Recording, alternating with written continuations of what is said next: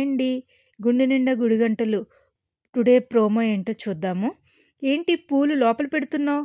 ఈ వల్ల పూలన్నీ వాసన ఫ్రిడ్జ్ అంతా వాసన వచ్చేస్తుంది. ఈ పూలన్నీ వల్ల ఇల్లంతా వాడిపోయినట్టు అయిపోయింది. అది కాదత్తయ్య, పూలు ఇచ్చి వస్తాను. ఏంటి నువ్విచ్చేది పూలు? అవును, 2-3కి ఆర్డర్ ఇవ్వాలి, అందుకనే వెళ్తున్నాను నేను. వెళ్తున్నావా? మరి ఇంట్లో పని ఎవడు చేస్తాడు? మీ అమ్మ. నేను వచ్చి చేస్తాను అత్తయ్య అని చెప్పేసి వెళ్తుంది. మీనా అయితే పూలు ఎవరైతే ఆర్డర్ ఇచ్చారో వాళ్ళ కోసం అయితే వెళ్తుందనమాట. వెళ్తుండగా ఈ లోపల శృతి వాళ్ళ అమ్మ శోభ అయితే వస్తుందన్నమాట. శోభ వచ్చి కూర్చుని, రెండోదిని గారు మీరు వస్తారో లేదో మా మీనా చేసిన పనికి అనంటే, అసలు మా అమ్మాయిని తీసుకొచ్చేసి పెద్ద ఇది చేశారు, కానీ మేము తలదించుకుని మా కూతురు వచ్చింది అని చెప్పేసి లేనిపోని అన్నీ చెప్తూ ఉంటుంది. కానీ ఉన్నవాళ్ళు కాబట్టి ప్రభావతి ప్రతిదానికి అన్నీ సర్ది పెట్టేసుకుని, అవును వదిన గారు, ఇలా వదిన గారు అంటూ అసలు తనకి నచ్చినట్టుగా మాట్లాడుతుంటుంది. పూలు ఇవ్వడానికి వెళ్ళిన ఎవరైతే పూలు ఆర్డర్ ఇచ్చారో శృతి వెళ్ళింది. ఈ లోపల ఎవరో పూలు కావాలని వచ్చారు. అక్కడ శృతి వాళ్ళ అమ్మ శోభ కూడా ఉంది, ఇటు రోహిణి కూడా ఉంది. వస్తే, ఓ పూలమ్మాయి ఏంటి పూలమ్మాయి? ఇవాళ మీనా బయటికి వెళ్ళింది. మీనా బయటికి వెళ్తే నువ్వు నాకు ఇవ్వు అని చెప్పి ఒక ఆవిడ అనేసరికి శోభ ఇదేనా కరెక్ట్ సమయం అని చెప్పి శోభ ఏం చేస్తుందంటే, 200కి పూలు ఇవ్వండి అంటది. అంటే ఇంకా నన్ను పూలు ఇదిగా చేసేసారు, నన్ను అవమానిస్తున్నారంటూ ప్రభావతి మీనాని బాలుని నానా తిట్టుకుంటూ అయినా సరే పూలు తీసుకుని వెళ్ళిపోతుంది.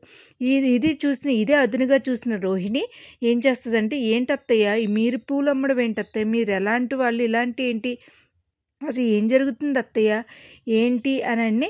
అప్పుడు ఏం చేద్దాం, ఎలాగా ఈ తంట నా నెత్తి మీద తీసుకొచ్చి పెట్టారు, ఈ పెంట అంతాని, ఏంటి అసలు ఉండకూడదు ఈ పూల షాప్ అంటే.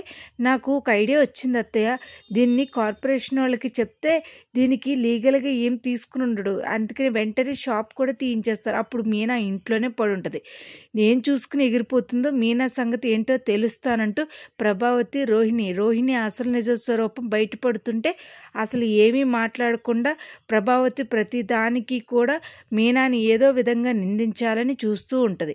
శోభ ఏంటంటే, ఎలాగైనా సరే వీళ్ళింట్లో గొడవ పెట్టి శృతి వాళ్ళ ఆయన్ని రవిని తీసుకెళ్ళిపోవాలని ఆలోచన ఆవిడిది.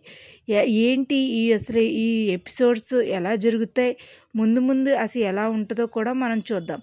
చూస్తున్నారు కదా, ఇలా డబ్బులు ఇచ్చి పూలు అమ్ముకునేదాల్లాగా చేసేసింది అని ప్రభావతి చేసిన గొడవ మామూలుగా చేస్తే అప్పుడు శృతి అసలు ఏంటి అసలు ఏం జరిగింది ఏంటి, కానీ వీళ్ళు అడిగేసరికి ఏమీ మాట్లాడదు. కానీ వీళ్ళు ఏవైతే ప్లాన్ చేశారో రోహిణి ప్రభావతి ఆ కార్పొరేషన్ ఫోన్ చేస్తే, కానీ అనుకో ట్విస్ట్ ఏంటంటే అక్కడ కార్పొరేషన్ వాళ్ళు లీగల్గానే తీసుకునే షాప్ పెట్టుకున్నారు.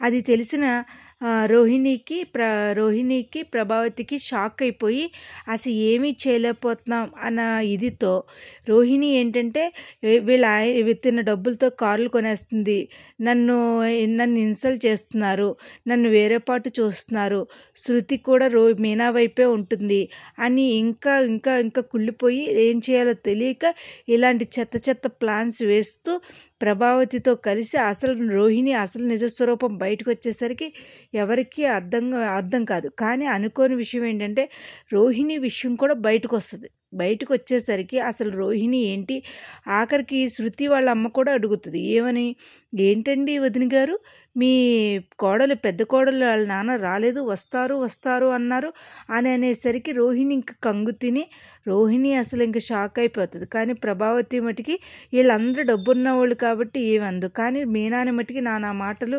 బాలుని మటుకి నానా మాటలు అంటూ ఉంటుంది. కానీ ఇవన్నీ చూస్తున్న శృతి మటుకి అసలు ఊరుకోదు. కానీ వీళ్ళకి దిమ్మ తిరిగిపోయే షాక్ ఇస్తాడు బాలు. అంటే ఆ కార్పొరేషన్ లీగల్గా వాళ్ళు పర్మిషన్ తీసుకుని వాళ్ళు షాప్ పెట్టుకుంటారు.